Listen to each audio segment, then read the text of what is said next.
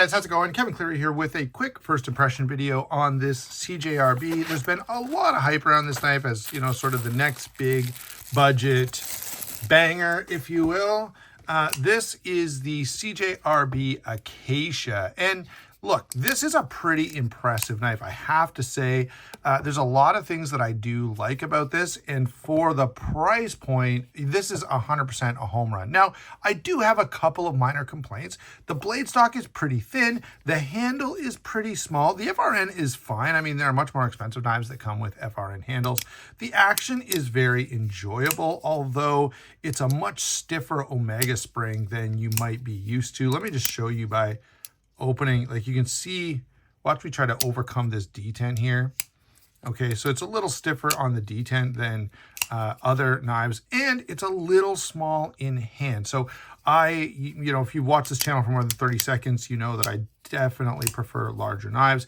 This is not larger, it's probably more a Benchmade bug out. I think this is aimed at the Benchmade bug out to deliver something similar at a much, much lower price point. And I do think this does that in spades. If you love the Benchmade bug out, you will love this, and it's going to cost you a fraction of the price and essentially deliver everything that a bug out does except for the blade steel.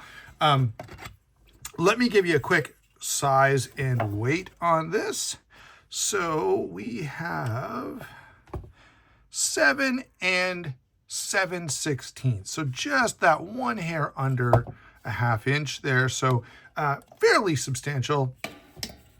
Let's see what we've got for blade length. Just a hair under 3 1/4 there. Let's try the other way to see if we get any more. Nah, just a hair under 3 1/4.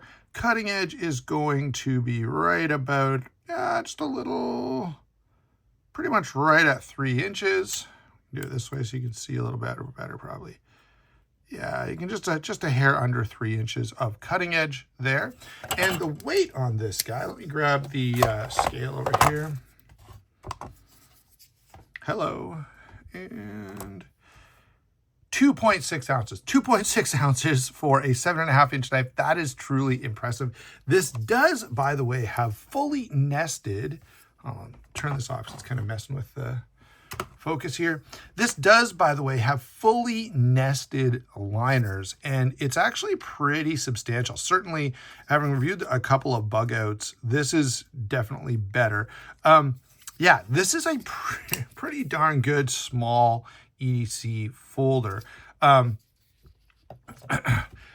Definitely love the design. If anyone from CJRB is watching and wants to deliver me a larger version of this, I think I would be very, very excited about that.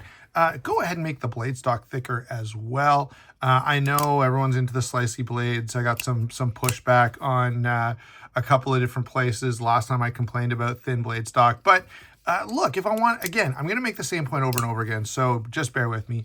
If I want a kitchen knife, I've got lots of kitchen knives. I can go and get one. For my EDC, I want something a little more substantial because I may need to do something a little more substantial with it. Okay, so there you go. That's my first look. Really, really good. I'm going to put this to use and carry it around a bit and see how it makes out. See if, like, this is pretty small in hand. So I'm going to, you know, see if the ergonomics is an ongoing issue for me, or if I kind of get used to just having a smaller handle. But I feel like this is going to be too small for me to feel really satisfied in the long term. Nonetheless, very, very well done, and at a super attractive price point. You know, I think in Canada these are under $50, and in the US they're like around $30, which is pretty impressive for what you're getting here.